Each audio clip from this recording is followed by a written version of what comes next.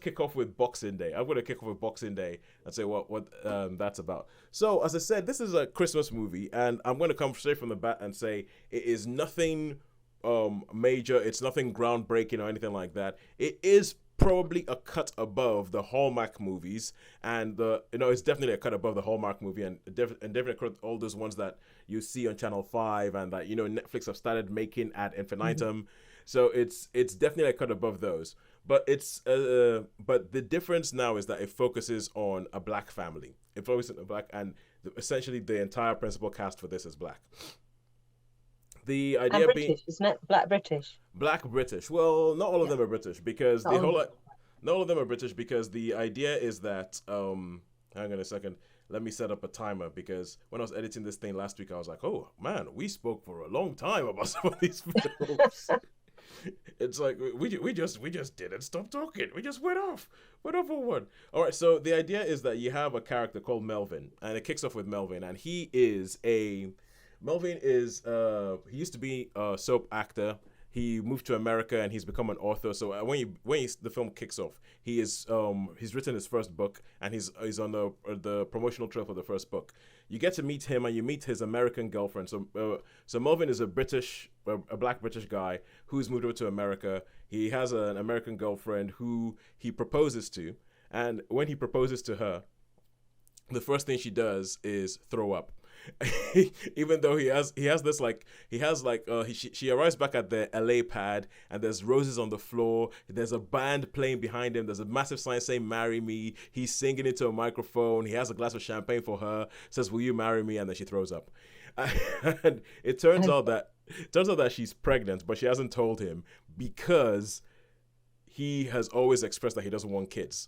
Now, his book publicist says, look, you're from London and I've booked you into a big show in London to go promote the book. He's like, I don't want to go back to London. I do not want to go back to London. Definitely not at Christmas because obviously it's Christmas. Therefore, there's drama happening back home with his family and all that.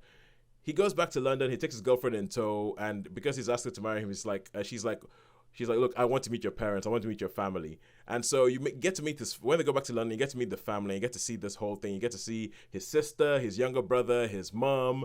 And when I talk about this being like, a Christmas movie that just happens to have a majority black cast, there's elements of something like Love Actually in this. Even in the trailer for this, there's a bit that very obviously apes Love Actually, where pretty much everybody has their own subplots. Like everybody has their own thing that going on. The big one for him is that his sister is now working as the assistant to a music star. She has a Christmas #1, and she used to be his girlfriend. So it's his ex-girlfriend. When he escaped London, he dumped her. And it's kind of like unresolved, and the whole family is like, okay, what the hell was that all about? When are you gonna come back? And there's this whole thing where he's bringing back a fiance, but there's this unresolved stuff with his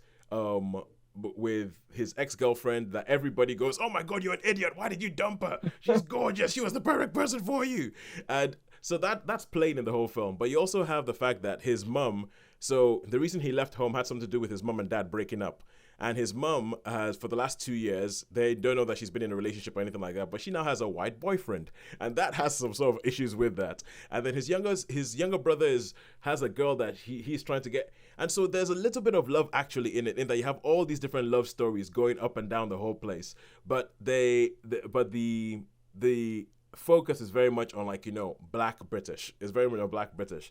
So I quite like this. I thought it was well done, even though I felt it had way too much on its mind.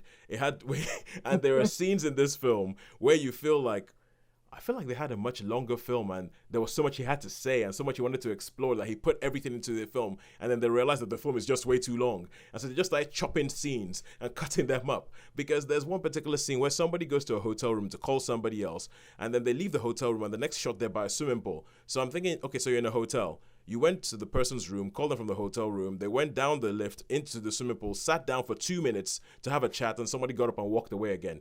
Don't worry, I'm still here. And and it's things like that I'm like, why on earth would you do that? And it just made me feel like there were longer stories. They chopped out a few bits just to make the cuts.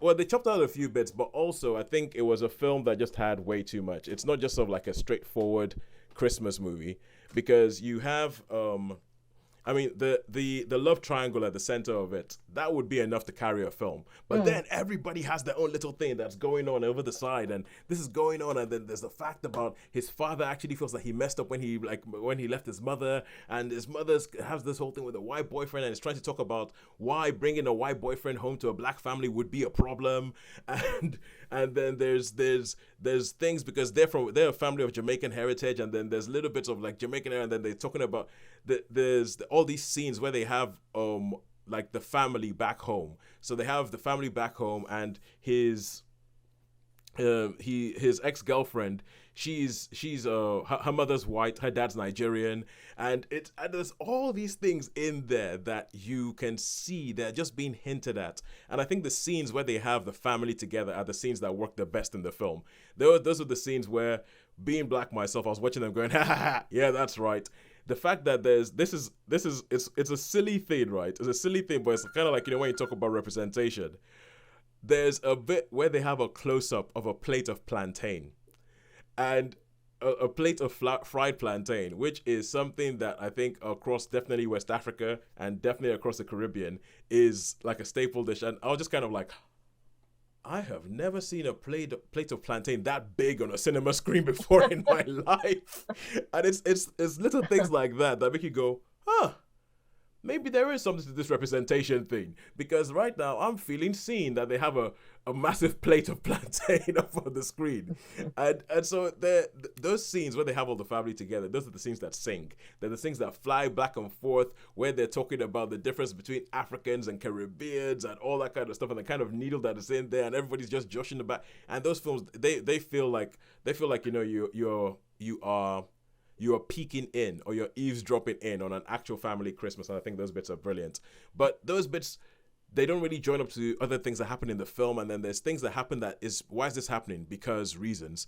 Like in the love triangle, the women, the first time they meet, they don't realize who each of them are, and they get on quite well. But then they become mean and just start sniping at each other because they're after the same man. And I'm kind of like, what? Why did you do that? And then there's one particular incident that happens in the film that I think is just stupid. I'm like, why would you do that? The only reason I'm now beginning to sound like Sean here, but it's kind of like, I'm like, why would you do that? The only reason you would do that is to create some drama for the final third of the film, which no, that doesn't make sense. That doesn't ring true. Yeah, so I hate it.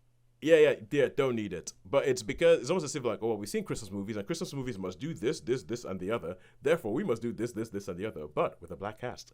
And so I love the representation bit of it. I love the family scenes in it. The plot itself and the way it holds together, you're kind of like, meh, seen it before. It's nothing much to write home about. But the fact that it's representing an element of Christmas that you don't get to see, like because I think the family are actually Jehovah's Witnesses as well, so they don't celebrate holidays. So there's a lot that they're trying to get done in this film, but and it could be seen through the lens of they're just trying to show a real window on the world, but plot wise it's a bit woolly and it's a bit all over the place. And time for Tosin's obscure peeve. Tosin's obscure peeve that usually has to do with Nigerians. So the fact is, the character that is the ex-girlfriend character who's become a big music star is played by Leanne Pinnock of Little Mix fame. She's essentially the black one in Little Mix, and her name is Georgia, and I will pronounce this last name properly because nobody in the film does. Folorunsho. That is the way you say it, Folorunsho. But the first couple of times they say this name in the film, I'm like, what the hell? What are you saying? Yeah. No, I actually thought it was a name of South American origin because they pronounce it like Folorinze. And I'm like, what do you mean Folorinze? What? I was like, what is that? What kind of name is that? Then I realized, oh my God, they're saying Folorunsho. About the third time they said it, I was like, they're saying Folorunsho. Her dad's supposed to be Nigerian. Then later on, they show her dad, and her dad is supposed to be Nigerian. And I'm like, oh, good Lord. You got so many things right. you got so many things right. It looks like you got all the Jamaican stuff right. You could have found one person to pronounce the last name right. I mean, even if you just had a scene where the dad turned around and go, it's not Folorinze, it's Folorunsho. Even if you had one scene like that, I was just kind of like, that, because that is what a Yoruba man would do. He would correct everybody who's pronouncing his name wrong. But That was my one real peeve about it. But all in all, I enjoyed it. I'll give it a 3 out of 5. It's a cut above for your Christmas movies. So that is, even though I put a timer on, I'm pretty sure. Well, I definitely went over because I had to get my pet peeve rant in there about something. But Boxing Day, I think that it would be good. Let's say, like, for instance, someone like Sean. Sean likes seeing different cultures that are not his own. I think he would Yeah. like it from that point of view. But as a Christmas movie, yeah, it's a good Christmas movie. It's a good Christmas movie, and it's not as cynical as a Hallmark movie. So we now leave cinema and we go over to. First of all, any questions about that, Sharon? No, Okay. no. I've seen the trailer, so I've got an idea of what it was about. Yeah, it's one of those films where you've seen the trailer, you've pretty much seen the film. Yeah. You you pretty much know how it's gonna play out. So right. Now we go over to was this Sky